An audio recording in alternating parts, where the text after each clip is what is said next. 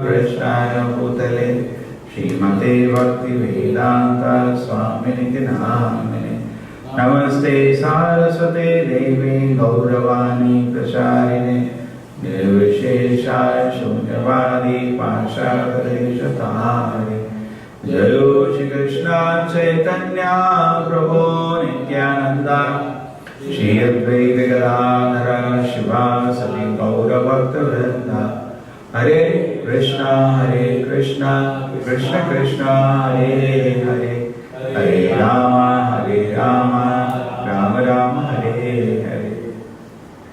So when Narada came to visit Krishna in Dwaraka, at every palace he saw Krishna doing different activity. There were 16,108 palaces. An ordinary man, more than one wife he cannot manage. Correct? Even Prabhupada in the beginning of the movement said, that's fine if somebody can manage. But later said, no way. You people can't manage. He said, okay, only one wife. Otherwise, Vedic system, kings used to have many wives. And Krishna had 16,108 wives. And whichever palace Narada went, somewhere he saw Krishna is marrying his son and giving the daughter away. Somewhere he is receiving a new daughter-in-law. He is there in different, somewhere he is playing with the children, somewhere he is different, somewhere he is as a king punishing somebody, somewhere he is avoiding somebody.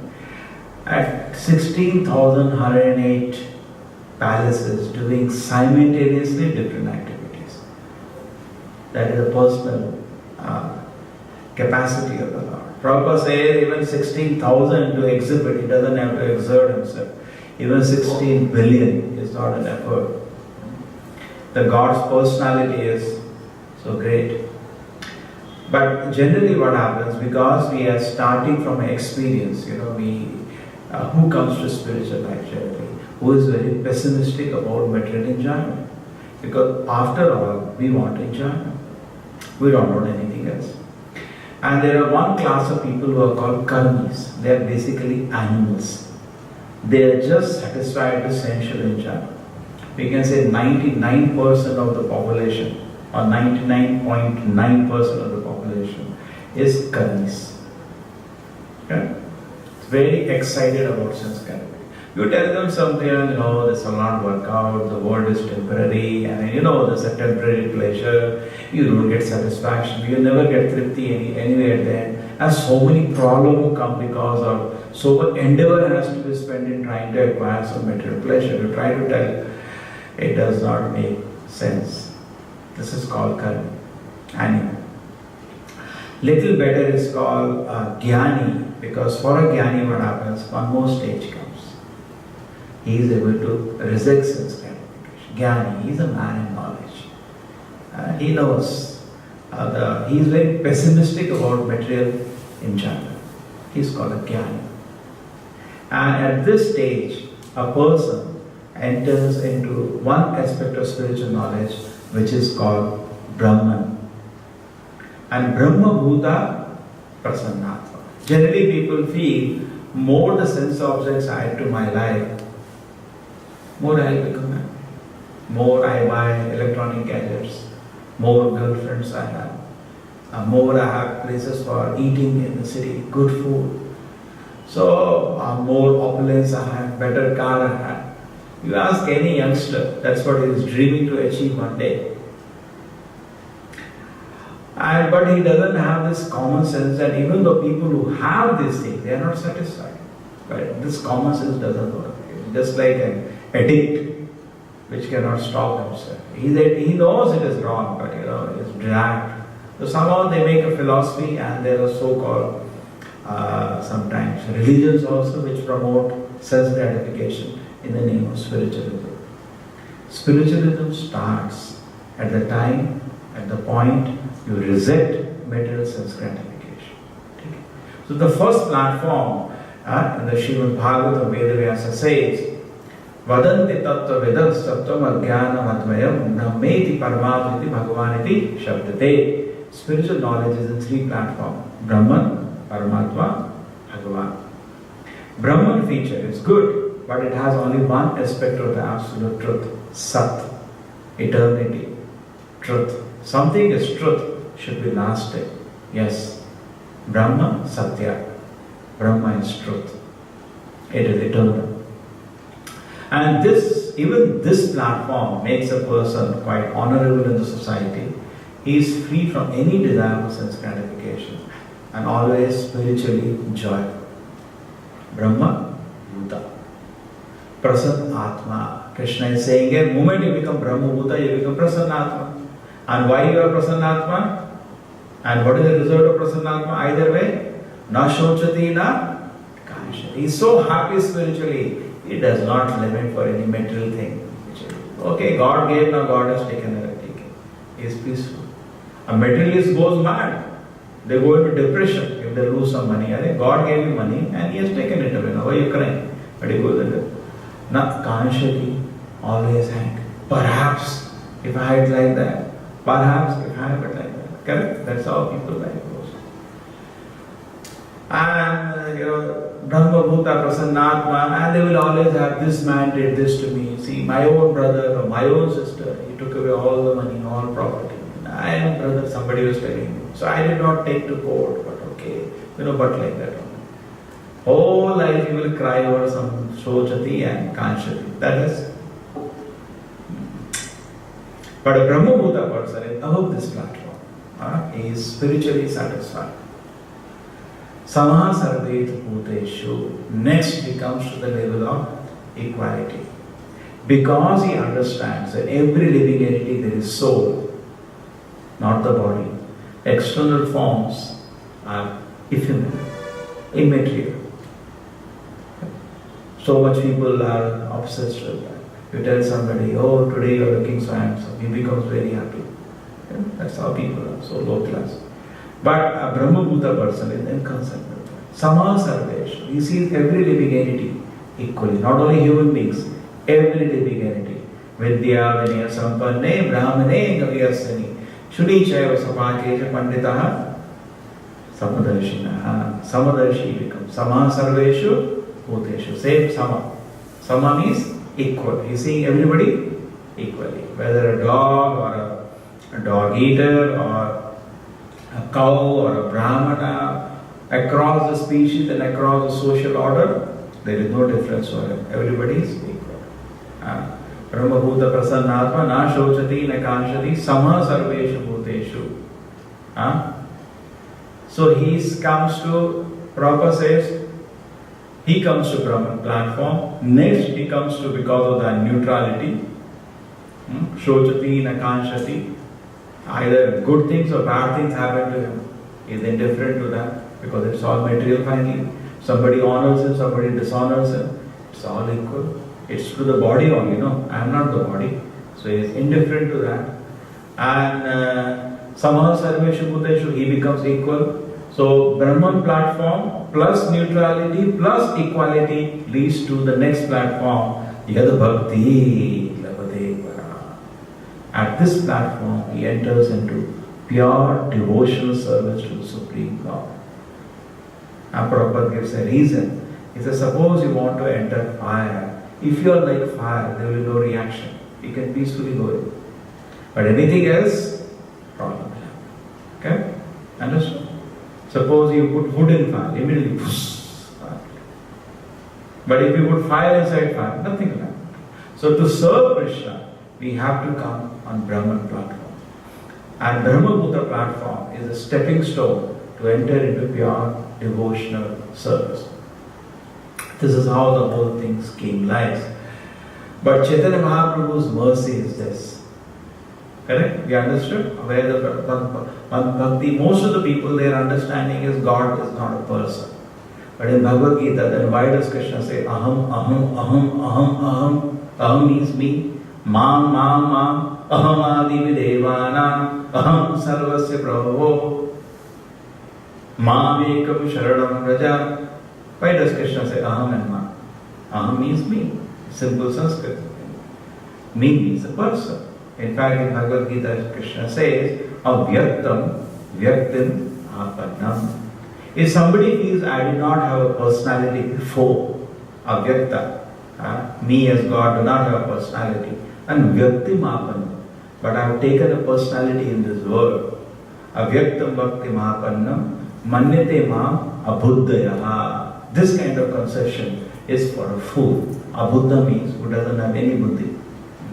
So God is a person. I am a person, my Father is a person, and Supreme Father is a person. God is a person. But to approach the via medium is Brahman platform. In fact, when a devotee enters to the Brahman platform, he becomes very blissful, very happy, prasanna. And when he sees any living entity now, he's a great man actually. He sees it equal because he's seeing Atma, the living force, not the packet around him.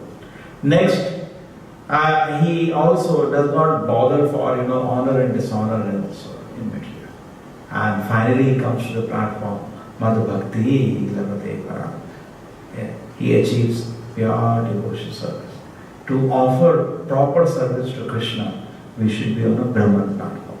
Today, what service we are offering to Krishna, it's just training, apprentice. It is not very pleasing because there is no proper platform. There is no realization. Yeah?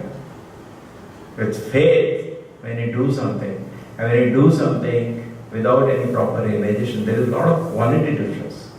On a Brahman platform, when somebody comes and offers service to Krishna, it is very pleasing to Krishna. Imagine the consciousness, happy, understanding I am not body and spirit. So, completely immaterial to the material ups and downs in this world. Seeing all the living entities equal. He is so beautiful platform.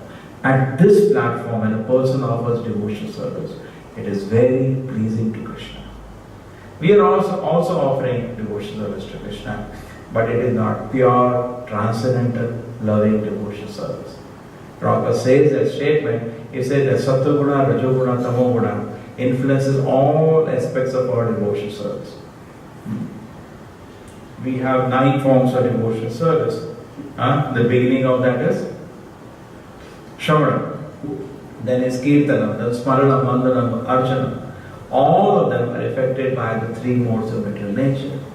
But when these devotional services are offered in complete purity, in complete state of self-realization, it is very pleasing to Krishna.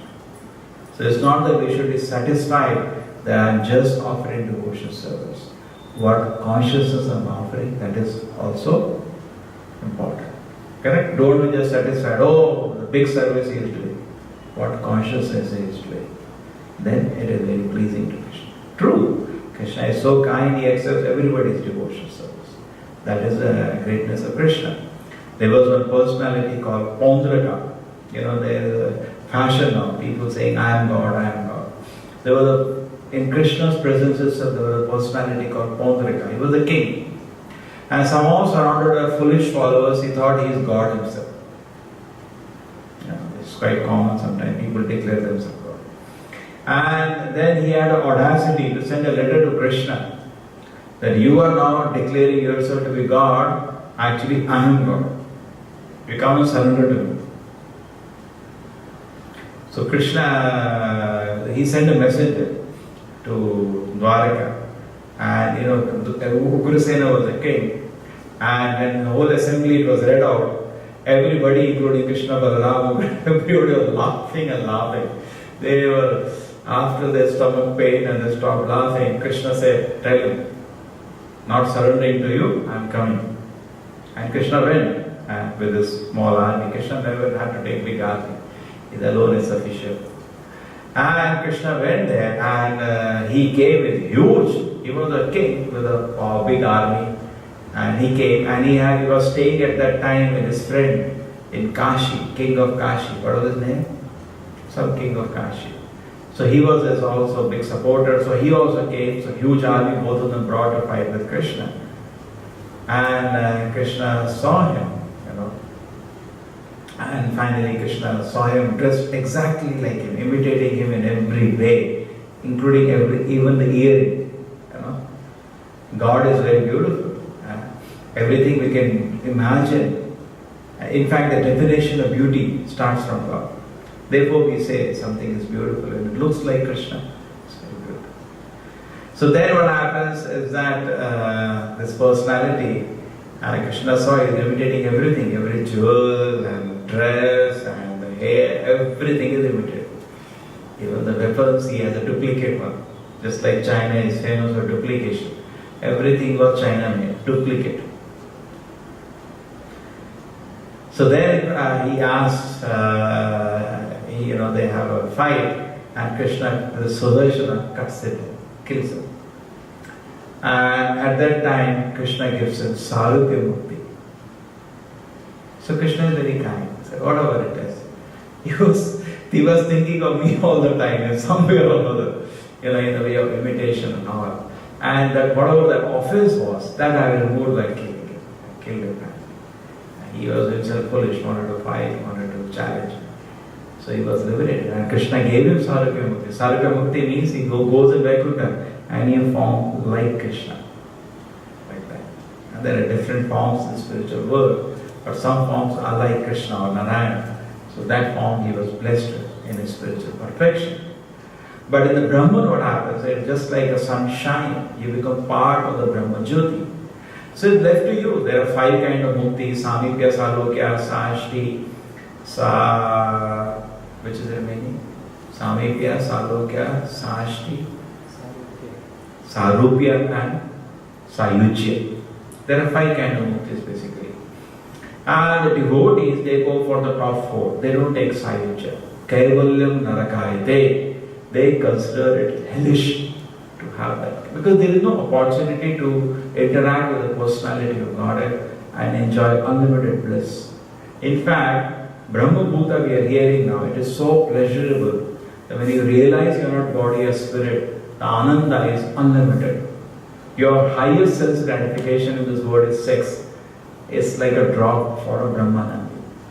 In case you become a great acharya, a great devotee, even Brahmananda looks like a water in a calf's footprint compared to an ocean of Krishna conscious pleasure. It is much more. So as you advance in Krishna consciousness, your life becomes more blissful. Today, people think, I will become happy by material objects. These objects, there or not there, you don't become happy. You become happy when your consciousness improves. Correct? You understand? People think, if I have a car, I will become happy. Hare Baba, you are not the body, you are a consciousness. Higher the consciousness, more happy you will become. So even on a Brahma Bhuta platform, the impulsive platform, there is a lot of spiritual happiness. But what we are saying here is, a devotee enjoys much more. In fact, devotee considers Samipya Mukti as hellish. He never touches it. And Brahma in the Bhagavata, when he offers beautiful prayer to Krishna, he warns against Sayujya Mukti. He says, Aruya Krichena Padam Tataha Patanti Ye Arvindaksha Vimukta Manina. These people who do not take shelter, Avishuddha Buddhe, because of unclean intelligence, of the lotus feet of the Lord, and Vimukta Manina, they think themselves to be liberated, will fall down one day. It's not permanent. Why? Because there is no activity. Even in dream, soul is active. When we are sick, activities are painful, but when we are healthy, activities are pleasure. The soul in a healthy, liberated situation is more active. It doesn't become silent. They say, sometimes when somebody dies, let his soul rest in peace. That's a common statement. So soul doesn't rest. Soul does not need rest. Why you want to kill the soul? In fact, Sayujya Mukti is compared to a spiritual suicide. Because person wants to kill his individuality. It's called spiritual suicide. So devotee doesn't want to commit spiritual suicide. And it is temporary because you cannot hold somebody. Somebody is doing foolish activity just like a child. Sometimes children are very naughty. What do the parents do? They pick him up, that 4 or 5 year old boy was so naughty, and give him up something high. Now do whatever you do. So otherwise it doesn't allow you running, and you have to keep a while. Sometimes they tie him up like Mother Yashoda tied Krishna. I don't know, today I don't think they tie. Or they keep him in something. Correct? But after some time, it's impossible. The child is restless. He wants to do something. So we have to transfer activities. Instead of doing activities for sense gratification, we have to do activities for Krishna's pleasure. Inactivity is not possible. We will plunge into sense gratification. Therefore, even as devotees, we have to see we are doing something. If we sit down, you will fall down into sense gratification. You have to be busy with certain activity. Gradually, we increase our activity. And we are always busy with different activities for the pleasure of the Lord. Srila Prabhupada ki, Srimad Bhagavad Gita ki.